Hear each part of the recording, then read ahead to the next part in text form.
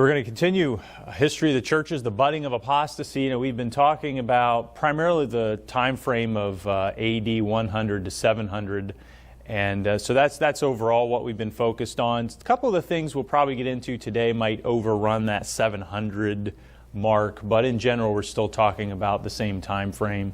But we're going to finish up with church fathers, and just two final ones real quick. John Chrysostom,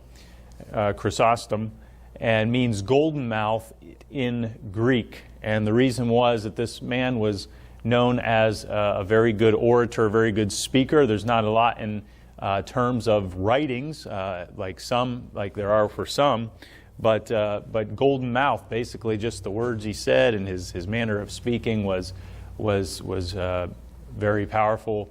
And he lived from 347 to 407. He was a leader in Antioch in the Greek part of the Catholic Church of that day. And he became Archbishop of Constantinople in 398. He believed in the real presence of the Mass and taught that church tradition can be equal in authority to the Scriptures. So a lot of the basic things that we've already covered with church tradition being equal to the Scriptures. As far as authority, the real presence of the Mass, believing that Jesus is in that wafer, and so same things that we have talked about. The last one is Cyril, 376 to 444, supported many of the errors that led to the formation of the Catholic Church, promoted the veneration of Mary, and instigated persecution against the Donatists. And we're going to talk about the Donatists a bit today. But before we get into the next little portion here, as we finish up about Cyril, talking about the Donatists. Now this is where it gets challenging when we look at some of these separatist groups from that time period. Most of the history we have is from the ones who were part of what would become the Catholic Church, from the established church. That's most of the history that gets written down. And so it's hard to really tell what some of these groups actually believe to the fullest extent. One of the things, if you were to look up some of these groups like Novatians, Donatists, the Politians, pretty much across the board, I look at these different websites and they'll say, well, that was a heretical group, and that was a heretical group, and that was a heretical group. And the reason that they're called heretical groups is that, the ones who wrote the history books called them heretics. But that didn't mean they were heretical about everything. There are differences among these groups, so we'll get into some of this. But here's what some from Catholic.com talking about the Donatists. In its retention of all of the liturgical externals of Catholicism and most of its doctrines while rejecting a single doctrine or practice, Donatism is mirrored by groups that might be characterized as rigorist. Among similar groups have been the Jansenists of Port Royal, 17th through 19th centuries, and certain traditionalist Catholic factions of our own time. The Donatist heresy of rebaptism is alive in the Baptistic churches of Protestantism, although Baptists do not regard baptism as a means of grace and regeneration as the Donatists did. The Donatist tactic of forcing Catholics to, quote, convert to their heresy was adopted by the Calvinists, especially under John Calvin in Geneva, and most notoriously by the Anglicans under King Henry VIII, Archbishop Thomas Cranmer, and Queen Elizabeth I. Now, this is where you got to recognize the nuances of church history, because here is a Catholic website saying, lamenting and basically speaking against the Donatist tactic of forcing Catholics to convert to their heresy. Now, to me, that's the pot calling the kettle black. Yeah. Because the Catholics did that all the time. Of course. They were forcing people to convert to the established church. And so when, especially with this time frame, we've got to really be careful about how we look at the history of all of it, and understand there are different perspectives as to some of these groups.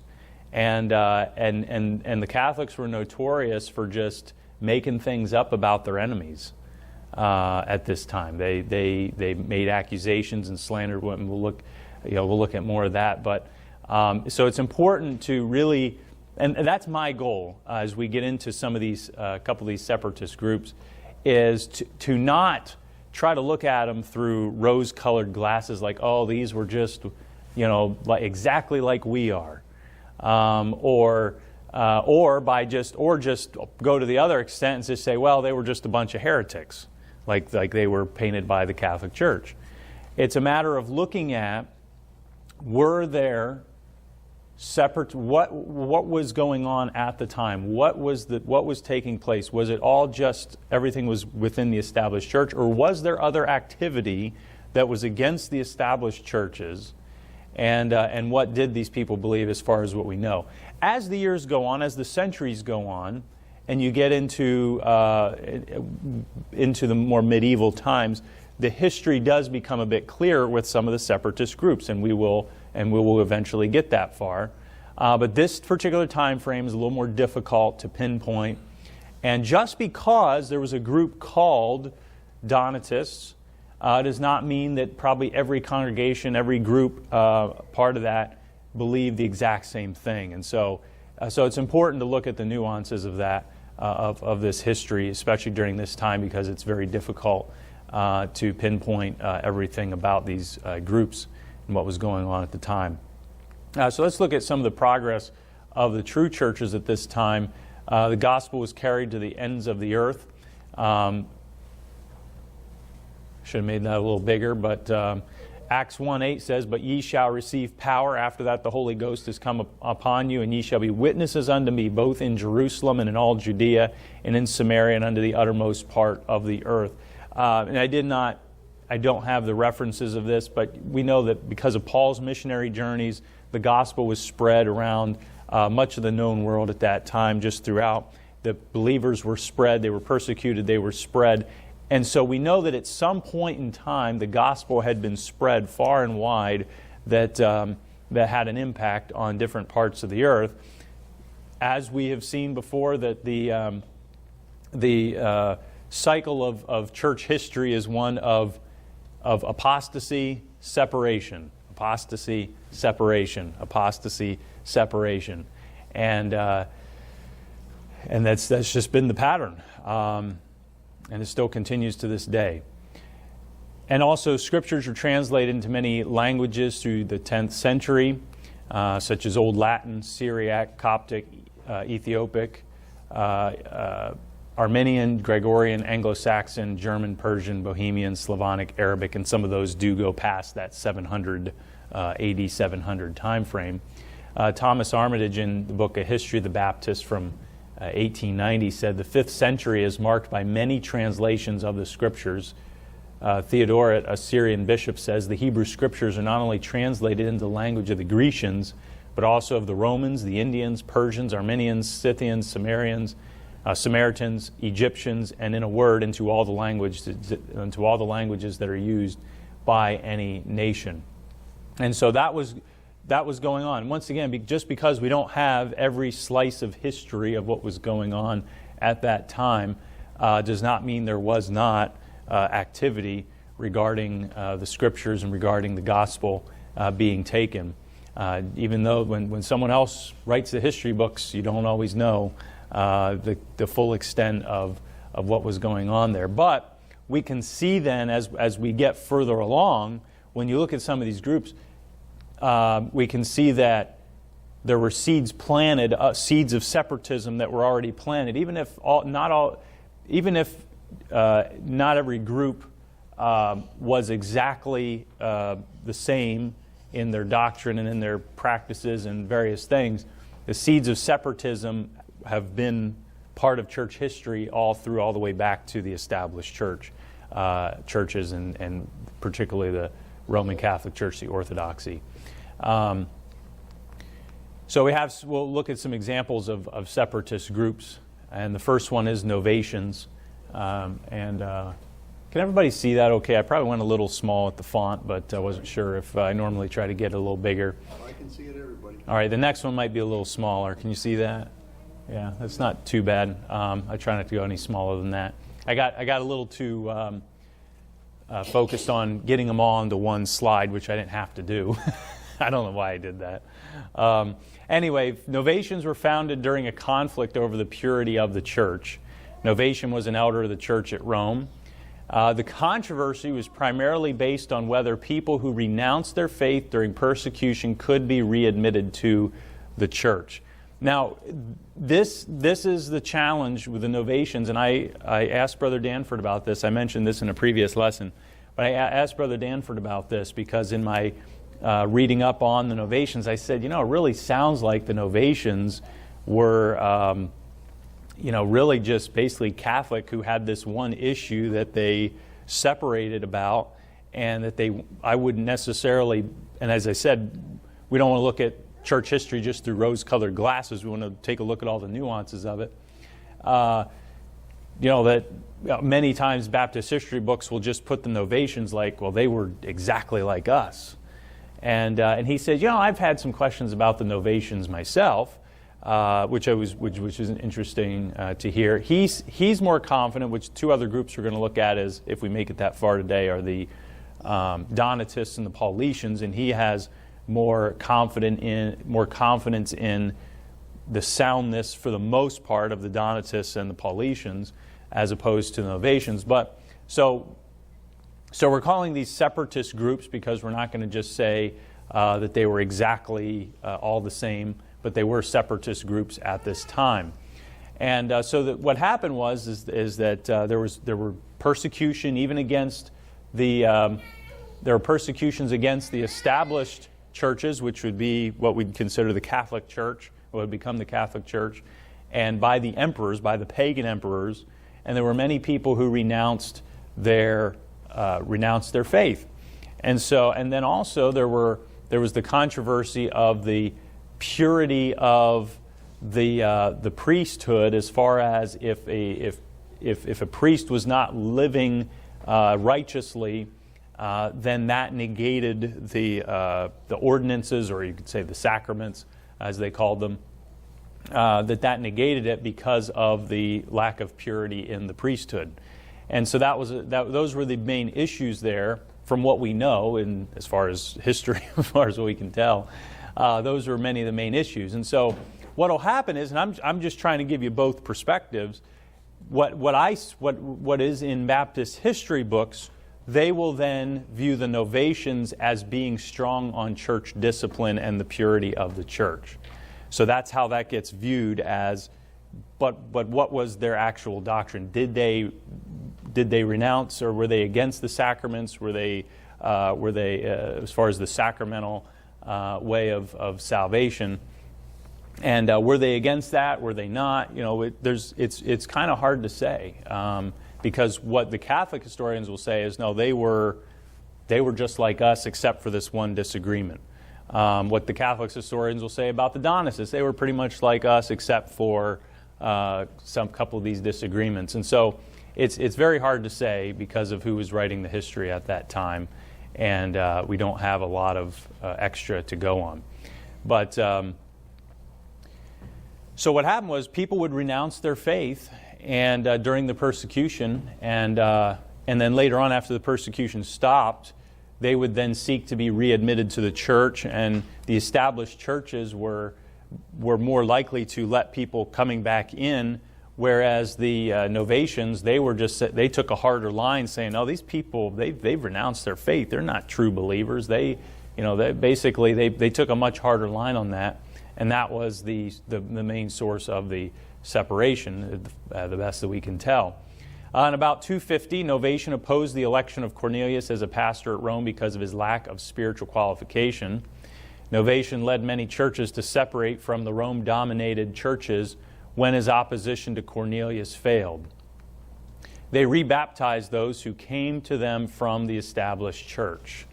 And so in that regard, they would be rebaptizers, and so that's where they get credited as being like a forerunner group to Baptists, Anabaptists, because they did rebaptize. So even if there are elements of similarity, that doesn't mean they're completely the same. And I think I have. Let me just check here. Oh, here we go. Their continued adherence to false doctrines is in question. We don't necessarily have a lot to go on, as I already mentioned. What else did they believe? Were they just for the purity of the church, but still held on to the Catholic doctrines? Were they still apostate in their doctrine? There's reason to question that. Donatists, or the next one here, Donatists, they arose in Numidia in 311 and extended to many parts of Africa. Now, with the Donatists, I'm going to insert something else here that comes from an Anabaptist history book called Cup and Cross. When we were at was it the homeschool convention we bought?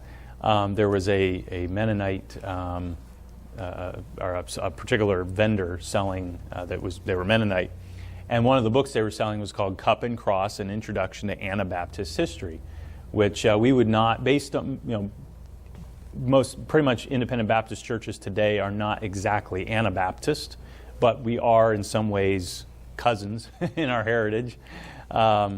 They have some different beliefs and some different practices.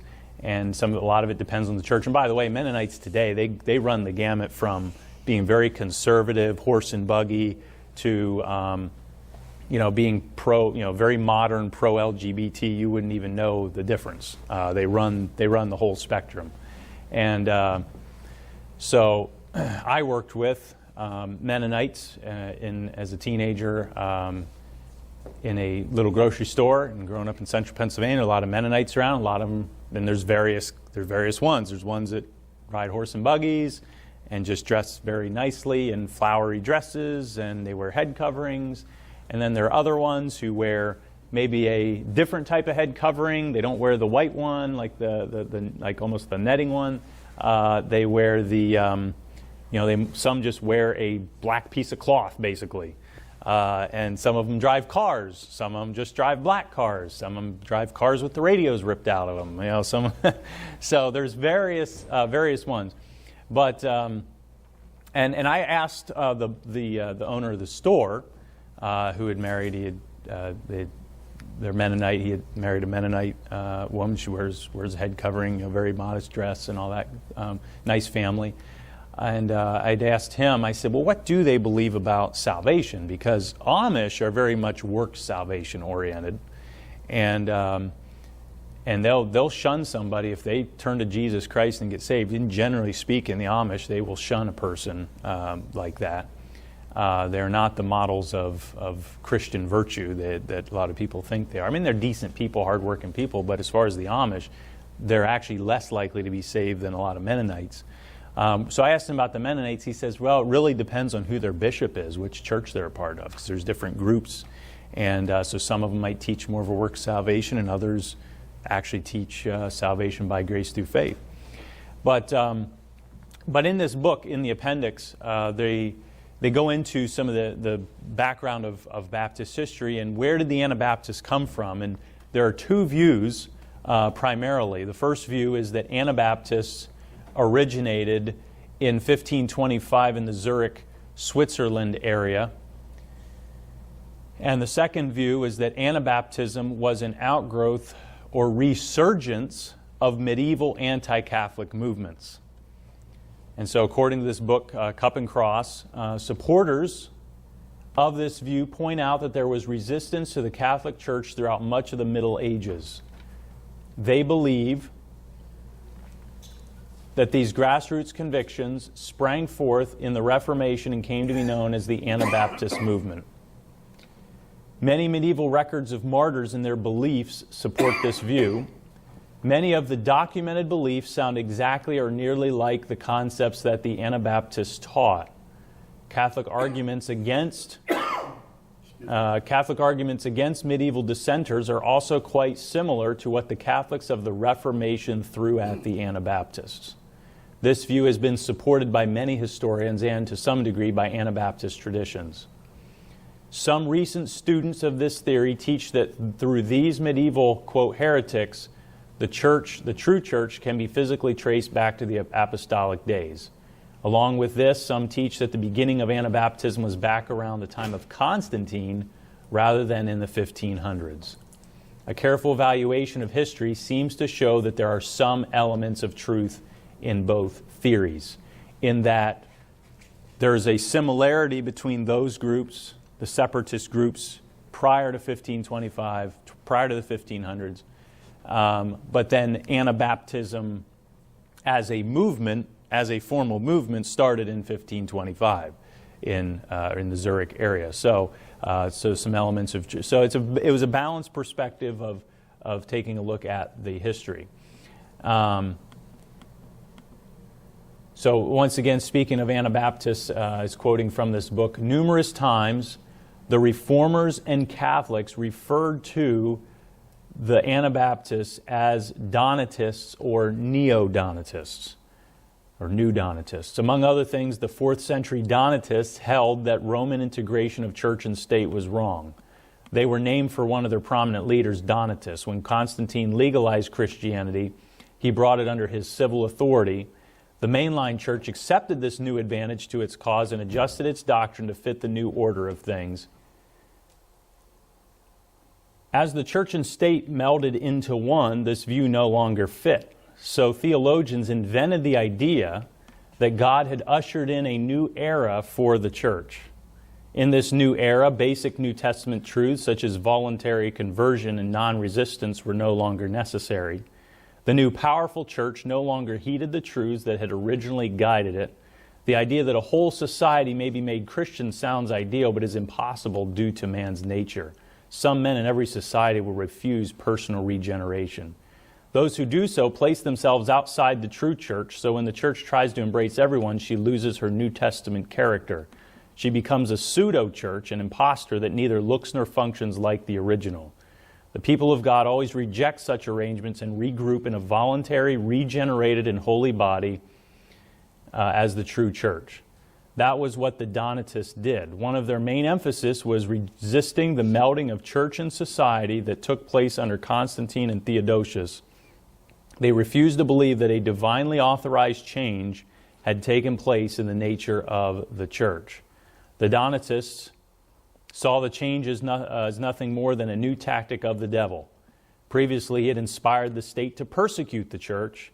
Now he had gained strong allies in the church. The true Christians experienced persecution under both regimes. Now, some of the footnotes here in this appendix say that there were fanatic fringes among the Donatists who held some strange doctrines. These fringes gave rise to the charges many historians lay at their feet. The footnotes also quote Augustine regarding the nature of the church being the main element of controversy. He's quoted in the book The Reformers and Their Stepchildren. The issue between us and the Donatists is about the question where this body is to be located. That is, what and where is the church? And so that is where we look at the Donatists and say that, yes, there may have been some fringe elements of false doctrine, some heresies that they did believe, or some of them believed, maybe not all of them, even as a group, that there is enough of a relation there in the sense of and this is one of the foundational issues of what is the church? What is the nature of the church? Is it some centralized global power, as they were moving toward, especially as Constantine, when he embraced so-called Christianity? Because the Roman Catholic Church was not really as formally established until that melding of church and state took place. It was gradually happening, but then with Constantine, there was more of that official beginning taking place. And so in those centuries before, I've referenced as the Catholic Church, but it'd be more to say the established churches, because it wasn't really formally the Catholic Church at that point. There was that struggle between as we've already looked at, the seeds of apostasy and the budding of apostasy, that in those early true churches there were seeds of apostasy, and many of those churches probably went off into apostasy, and then particularly apparently the church at Rome, and that is how they, or at least there was some separation of the true church at Rome into something that would become the Catholic Church. And so that was really the key issue in those first few centuries, was that struggle of the doctrinal issues, and then what's going to take place. And then when Constantine came to power, then that was a more formal melding of church and state that stopped the persecutions, but then set off a whole other system, a whole other arrangement that was going to be a great problem. And so the Donatists were one who, they didn't recognize the union of church and state, and that is a fundamental Baptist doctrine. A Bible, just a Bible doctrine, is the union of church and state is not a good thing. It's never been a good thing, and except for in Christ's kingdom. But that was the thing. They changed their doctrine to say, well, they are God's kingdom. They are the kingdom of God. So therefore they believe, they take the Old Testament, they'll say they have rights to it because we're the new Israel, is what they'll say. And we're part of it, we're the kingdom of God, and so that's what they've done. They twisted that doctrine. The Catholic Church twisted that doctrine to suit their union of church and state. They rejected infant baptism. They rebaptized those who came from unscriptural churches. They believed in liberty of conscience and separation of church and state. They were persecuted when Constantine was unable to reconcile them with the established churches. And they were strongly opposed by Augustine due to opposition to infant baptism and the nature of the church, as I already read that quote. Anabaptists were called Donatists many centuries later by the Reformers and Catholics, which I already read that portion. Probably, I think I meant to wait until that point to read that portion. But they were called Donatists. Why? Because it was the same. There were a lot of the same principles when the Anabaptists, that's the separatist groups. That movement was started more in a formal way in the early 1500s. It was a lot of the same stuff, a lot of the same accusations. Well, they're separating. They're not part of the established church, and so they're Donatists. They're neo-Donatists. That didn't mean that Anabaptists and Donatists had all the exact same doctrines, but apparently there was enough of a correlation where you can say there's some relation there, at least in the spirit or in the heritage. It doesn't mean there was like an unbroken link between all these groups, but the point is that the separatist spirit was alive and well all the way back to this time, and that is what really determines the hallmark of a true church, is how faithful is it to the Word of God. And there are some churches that they will, particularly one of the big things the Church of Christ is known for is they liked when they set up at a fair, or they set a booth up somewhere, and they'll have this picture. Which one is the true church? Which one came from the apostles? They trace all the way back to the apostles. Well, the Catholic Church says, well, we go all the way back to the apostles. We claim Peter and Paul. And as I've looked into this, I thought, well, maybe there's a little bit of truth to that. Maybe that what became the Catholic Church were originally the sound churches, and they got seeds of apostasy, and they apostatized, and then they turned into what would later become the Catholic Church. But then there were separatist groups out of that who stayed faithful, and that cycle has continued through history. So maybe their claim to the apostles isn't so far off after all. But they don't have claim to apostolic doctrine. So they might claim, well, we have that link back to the apostles. Well, even if you have a link back to the apostles, you might have a link through many aspects of apostasy back to the apostles. We claim a link back to the apostles because we believe their doctrine. That's the best link. That's the link you need.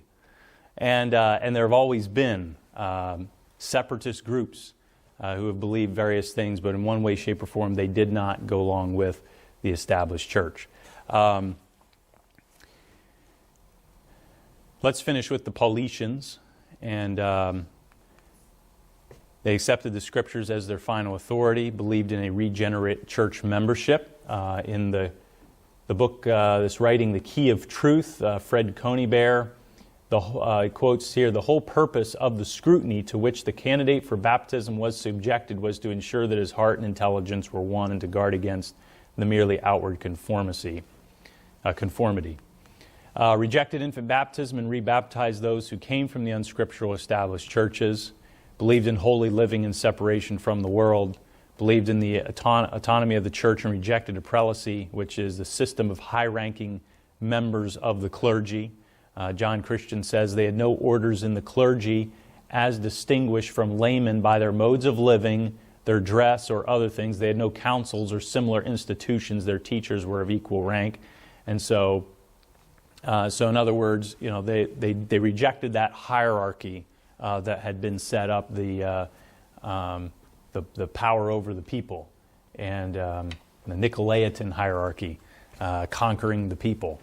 And then you have, and when it says distinguished by their modes of living and their dress, in other words, their pastors, priests, or whatever it might be, whatever you call them, their bishops, they did not, as far as the Catholic ones and even Protestant ones today, like mainline Protestants, they'll wear the special clothing and they'll look all fancy. And I wanted to know, how many people look at their clothing and wow, this is an important person because look at their robe. They are so much higher than, oh, Father. But when you look, but look past the clothing, look at their face, look in their eyes. They're just another human being. They're just another human being. And so they wear the clothes to put themselves up above of the people. And the special robes and those special priestly garments.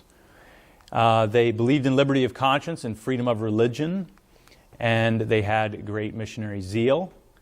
And they were also falsely accused of Manichaeanism and rejecting the Old Testament. We will actually talk about, we aren't going to have time for that today, but this is where, even if you look up the Politians, they'll be called heretics when you just look them up, they're called heretics by even Protestant sources. The Catholic sources, they were just a heretical group. But once again, it's coming, what's the perspective of the person writing? And did they all believe that? Maybe a couple of them believed that. But back at that time, it was open season on separatist groups as far as the accusations leveled against them, what would be written about them. It was harsh persecution. They were harshly persecuted by the secular emperors, and then later on even by the established churches. Yes.